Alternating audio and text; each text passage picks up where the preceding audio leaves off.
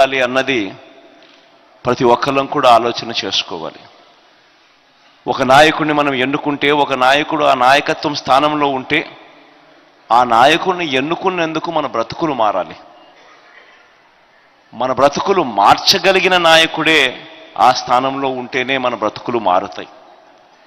అలా ఎన్నుకునేటప్పుడు మనం గన పొరపాటు చేస్తే రాబోయే 5 సంవత్సరాలు మళ్ళీ మనం చేయగలిగింది ఏముండదు.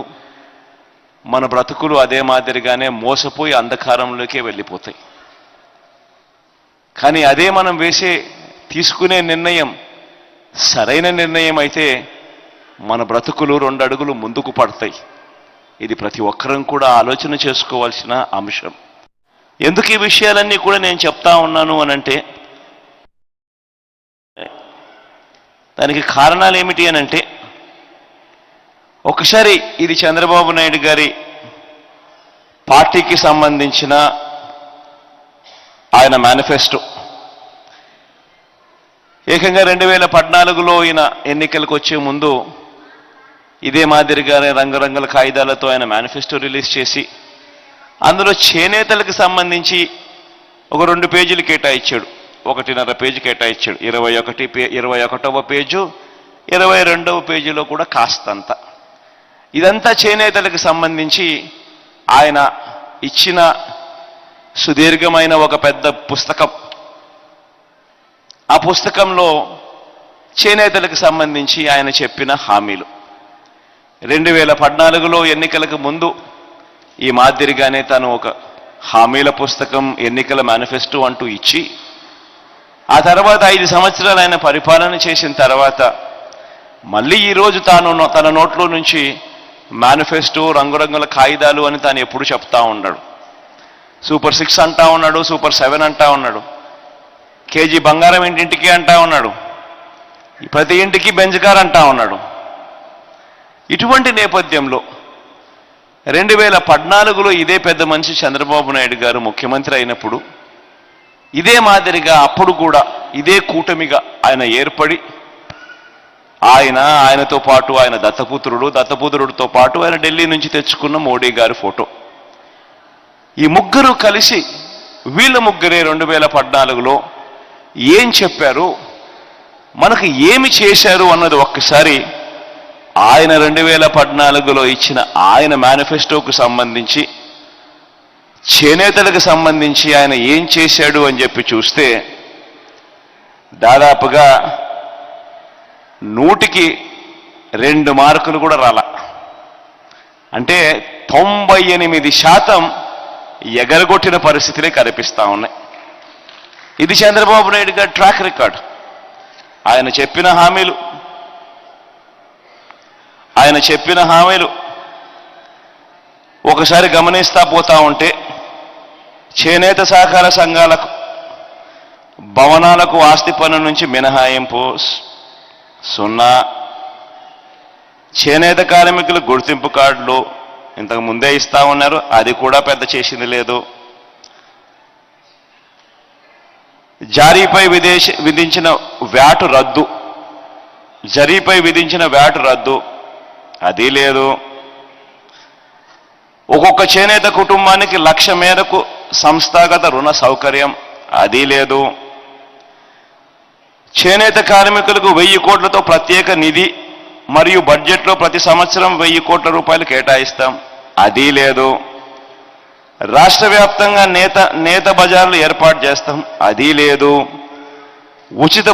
ఉచిత ఆరోగ్య బీమా కల్పిస్తాం, వీవర్ వృద్ధాప్య పెన్షన్ నెలకు 1000కి పెంచుతాం, అది అంతంత మాత్రమే. చేనేత సహకార సంస్థను పటిష్టం చేసి మరియు సరుకుల సరఫరా, మార్కెటింగ్ సౌకర్యాలు, జిల్లా డివిజన్ కేంద్రాలు అభివృద్ధి చేస్తాం, అంతర్జాతీయ స్థాయిలో మార్కెటింగ్ చేయడానికి ప్రయత్నం చేస్తాం. ఆపుకోకుగా బకాయిలు పెట్టినాడు, మిగతా కథ దేవుడెరుగు. జిల్లాకు చేనేత పార్కు ఏర్పాటు చేస్తాం, అదిలా. వృద్ధ చేనేత కార్మికుల కోసం ఉరవకొండ, చీరాల, మంగళగిరి, పెడన, ధర్మవరం మొదలైన ప్రాంతాల్లో ఆసుపత్రులు ప్రత్యేకంగా వృద్ధాశ్రమాలు ఏర్పాటు చేస్తాం, అది లేదు. సగం ధరకే జనతా వస్త్రాల పథకం పునరుద్ధరణ, అది లేదు. చేనేత సొసైటీలకు 20% రాయితీపై ముడి సరుకులు సరఫరా కొద్దో గొప్ప ఆ మేరకు ఒక అడుగు, అది కూడా సెంట్రల్ గవర్నమెంట్ ఇస్తూ ఉంది కాబట్టి. చేనేత కార్మికులకు తక్కువ వడ్డీకే సంస్థాగత రుణాలు, అది లేవు. 1,50,000తో ఉచితంగా ఇల్లు, మగ్గం, షెడ్డు ఏర్పాటు. ఒకరికన్నా ఇచ్చాడా? ఒకరికన్నా ఒక ఇల్లన్నా, ఒక సెంటు స్థలం అన్నా? తీరా మనం 54,000 మందికి మనం ఇల్లు ఇస్తే దాన్ని పోయి కులాల సమతుల్యం దెబ్బతింటుందని చెప్పి ఏకంగా కోర్టులలో కేసులు వేసి దాన్ని అడ్డుకున్నారు. ఇలా నేను చెప్పుకుంటూ పోతే ఒకసారి గమనించమని అడుగుతా ఉన్నా. ఈ మాదిరిగా ప్రతిదీ ఇంటూ 98% ఇంటూ ఒక 2% ఒక 2 కాడ టిక్కులు కనపడతాయి. ఇంత దారుణంగా మోసం చేసిన వ్యక్తి, ఇంత దారుణంగా అన్యాయం చేసిన వ్యక్తి మళ్ళీ ఈరోజు ఎన్నికలు వచ్చేసరికి మళ్ళీ తాను మోసం చేయడానికి అడుగులు ముందుకు వేస్తా ఉన్నాడు. ఒకసారి ఆలోచన చేయమని అడుగుతా ఉన్నా. చేనేతలకు నిజంగా ఈ 58 నెలల కాలంలో, ఎందుకంటే చంద్రబాబు నాయుడు గారి గురించి మనం మాట్లాడుకున్నాం కాబట్టి మీ బిడ్డ ఏం చేశాడని కూడా మనం కాస్తగా ఒక అడుగు ఆలోచన చేసి మనమేం చేశామన్నది కూడా ఒక్కసారి చూడాల్సిన అవసరం ఉంది. ఒకసారి గమనించినట్లయితే మీ బిడ్డ హయాంలో నేతన్నల సంక్షేమం, అభివృద్ధి కోసం గతంలో ఎప్పుడూ లేని విధంగా, ఎప్పుడూ జరగని విధంగా ఈ 58 నెలల కాలంలో అక్షరాల 3,706 కోట్ల రూపాయలు ఖర్చు చేశామని కూడా గర్వంగా చెప్తా ఉన్నాం.